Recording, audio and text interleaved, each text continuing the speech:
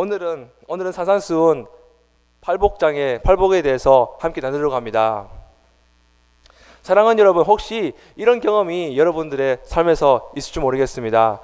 오늘 저녁에 잔치집에 가야 되는데 저녁에 잔치가 있는 것을 깜빡하고 집에서 점심을 맛있게 먹고 나오는 것입니다. 가만히 생각해 보니까 저녁에 잔치가 있다는 것이 갑자기 생각나는 겁니다. 그래서 그 잔치집에 갑니다. 그 잔치집에 가니까 맛있는 음식이 있는 겁니다. 너무나도 보기에 맛있지만은 점심을 너무 맛있게 먹고 배가 고프지 않아서 그 음식을 먹지 못합니다. 잔치집에 있는 젓가락과 숟가락 그것만 빨다 이제 끝나는 것이죠.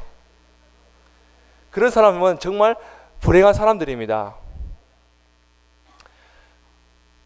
성경은 교회를 잔치자리라고 묘사하고 있습니다.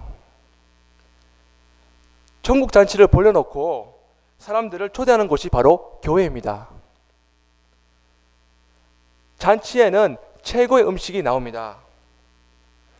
손님들이 와서 먹기만 하면 됩니다. 그것이 바로 교회입니다. 교회는 영혼의 잔치상을 차려놓은 곳입니다. 즐겁게 와서 배불리 먹고 즐거워하는 곳이 바로 교회입니다. 그런데 교회에 오면 누구나 먹느냐? 빈 접시를 들고 젓가락만 빨고 숟가락만 빠는 사람들이 있습니다. 그래서 안타까울 때가 참 많습니다. 말씀을 정성껏 준비했는데도 불구하고 그 말씀을 먹지 못하는 겁니다. 마치 어머니가 집에서 자기 자녀를 생각하여서 정성껏 음식을 준비했는데도 불구하고 그 자녀가 학교에서 군것질을 해서 배가 고프지 않아서 그 음식을 못 먹는 겁니다. 마치 그런 것과 같습니다. 잘못 먹어서 영양실조에 걸리는 사람도 있지만 잘 차려도 먹지 않는 사람도 있습니다. 그 사람은 식욕에 문제가 있는 것이죠.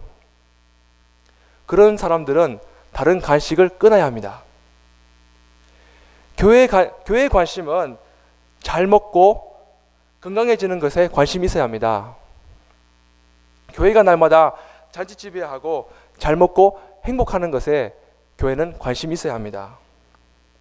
그러므로 교회에 오면 사역자들은 누가 음식을 먹지 못하는가, 그리고 누가 영양실조에 걸려있는가에 대해서 관심을 가져야 합니다.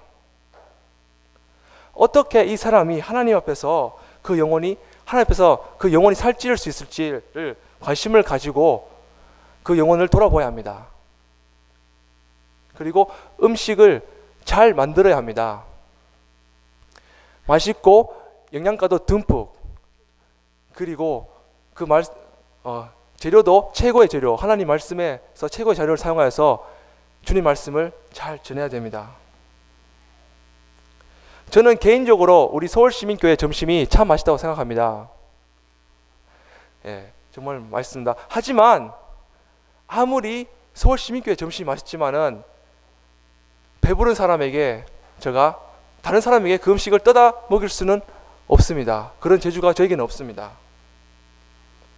배부른 사람은 먹기는커녕 음식만 보아도 구역질이 납니다. 아무리 좋은 음식이 눈에 있어도 배부른 사람은 먹고 싶지 않습니다. 어느 고등학교 여름 수련회 이야기입니다. 평소 때에 이 고등학생들이 집에만 가면은 밥 투정을 했다고 합니다. 어머니가 맛있게 밥을 차려놓아도 이것을 먹고 싶지 않다고 말했습니다. 그래서 그 교회의 말씀의 사역자가 그 어머니의 말씀을 듣고 안 되겠다, 이번에는 아예 이 고등학생들을 무인도에 데려가서 수련을 가지자고 했습니다. 그래서 수련에 가서 아무도 없는 곳에서 금식 수련을 했다고 합니다.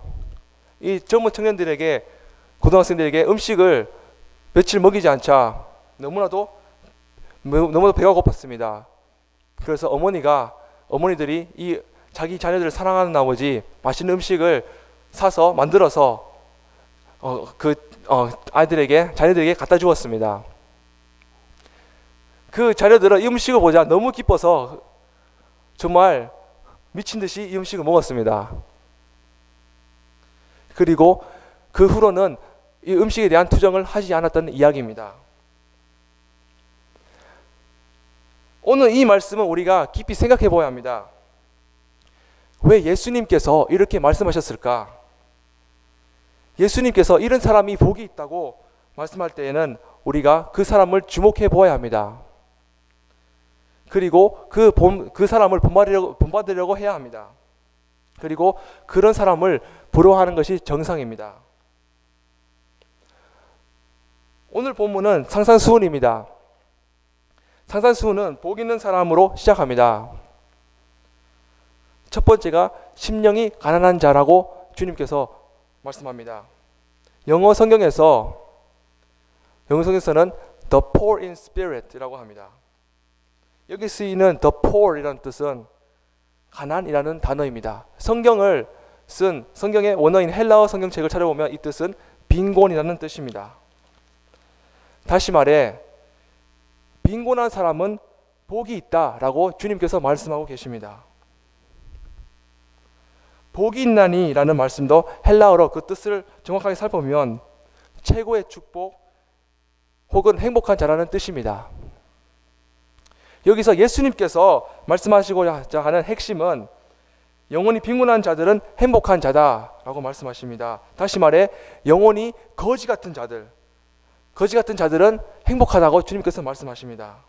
왜냐하면 그런 자들은 영혼이 거지 같기 때문에 영혼의 주인이신 하나님을 찾고 의지하기 때문이라고 말씀하십니다. 하나님 나라에서 하나님을 그의 참된 왕으로 모시며 그분을 의지하는 성도들의 삶을 주님께서는 말씀하고 계십니다. 주님께서 자신에게 결핍이 없다고 생각하며 주님을 찾지 않는 사람들보다 자신의 결핍, 곧 자신의 영혼의 결핍을 인식하고 주님을 찾는 자들이 더 행복하다고 말씀하십니다. 그런 사람들이 하나님께 나올 때에 하나님께서는 기쁜 마음으로 그들의 영혼을 가장 좋은 것으로 살찌워 주신다고 말씀하고 계십니다. 왜 하나님께서는 영혼이 빈곤한 사람을 만나주시고 이렇게 기뻐하실까요? 저희들이 사는 이 능동지역은 참 좋은 동네입니다. 자녀들을 키우기에도 굉장히 좋은 환경입니다. 그래서 노숙자분들을 보기가 참 힘듭니다. 하지만 가끔씩 영등포역이나 서울역에 가면은 노숙자분들을 종종 볼 때가 있습니다. 그들은 참 빈곤한 삶을 살고 있습니다. 이분들은 자신의 능력으로 자신의 삶을 지탱하기가 힘듭니다. 그래서 지나가는 분들을 볼 때에 그분들에게 자기 필요함을 구하거나 지나가는 사람들을 의지합니다. 그리고 그 사람들에게 긍휼한 마음으로 주님의 마음으로 빵을 베풀거나 음식을 주면 이 사람들은 감사합니다라는 마음으로 이 음식을 받아 먹습니다. 내가 누구인데 이것을 줘, 이런 것들은 필요 없어 라고 말하는 사람은 아무도 없습니다.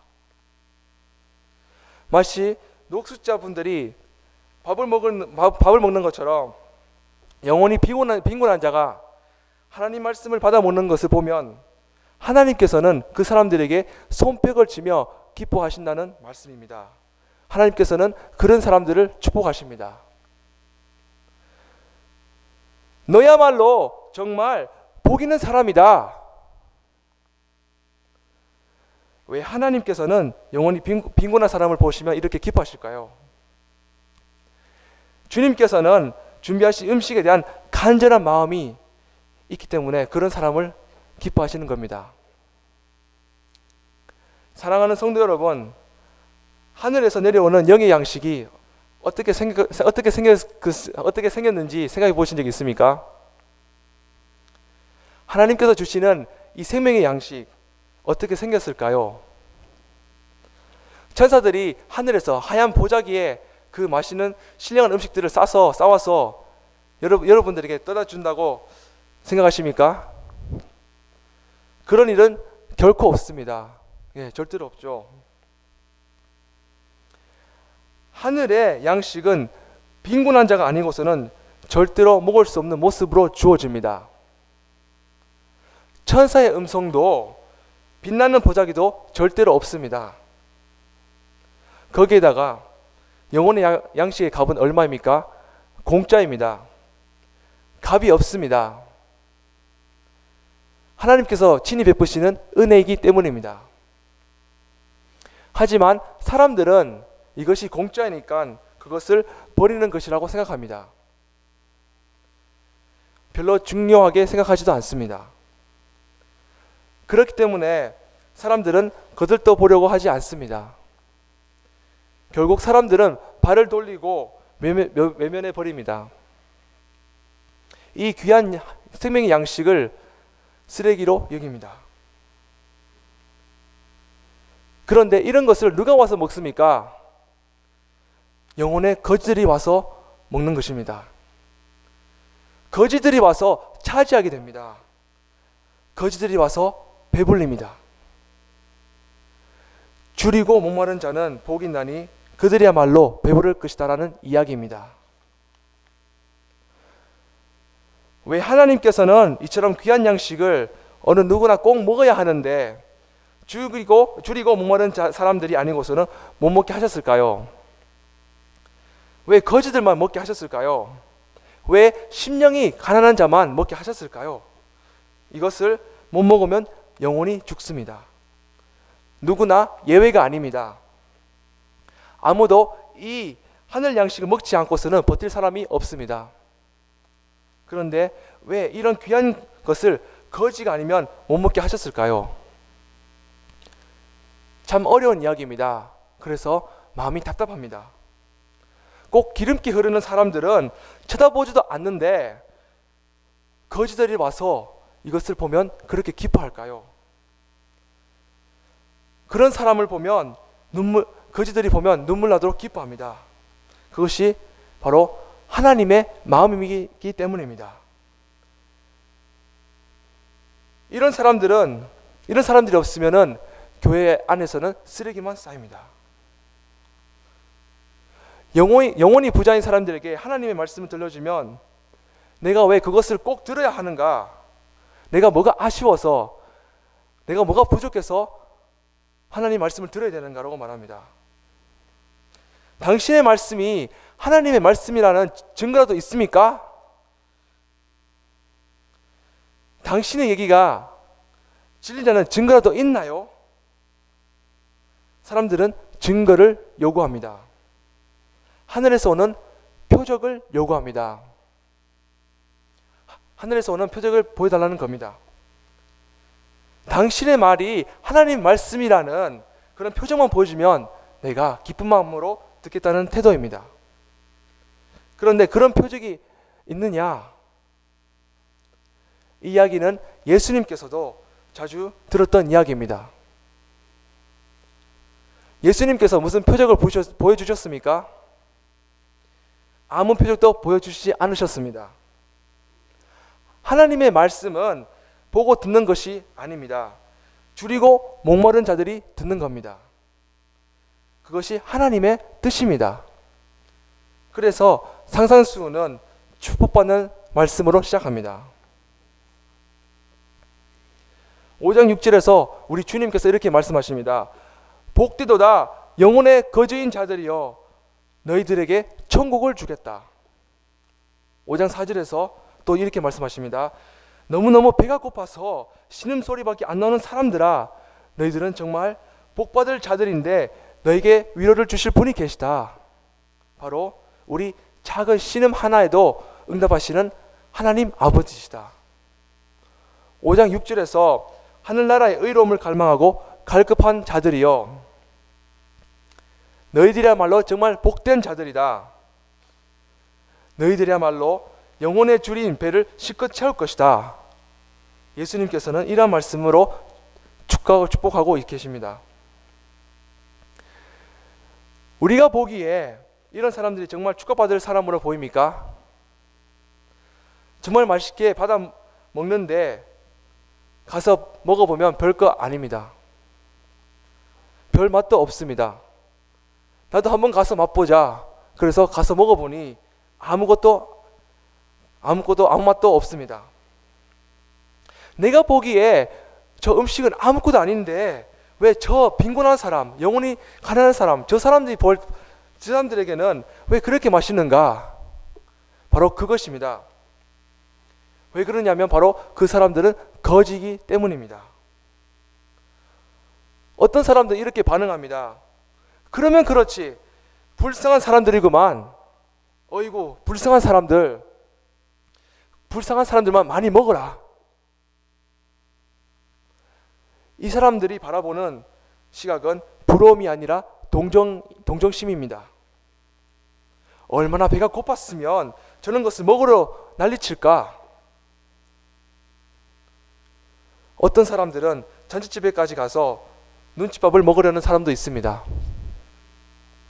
그런데 어떤 사람들은 그 사람들을 동정하며 배가 부른 사람도 있습니다. 누가 더 불쌍한 사람입니까? 나중에 하나님 앞에 섰을 때에 우리는 마음이 빈곤했고 심령이 가난한 자가 그 영적인 음식을 먹었는 그 사람들 보며 부러워할 것입니다. 바로 거지처럼 먹은 그 사람들을 말입니다. 그 사람들은 다 진짜 알맹이를 골라 먹고 남을 동정하면서 여유 부린 사람들은 젓가락 붙이만 하다가 끝나는 겁니다.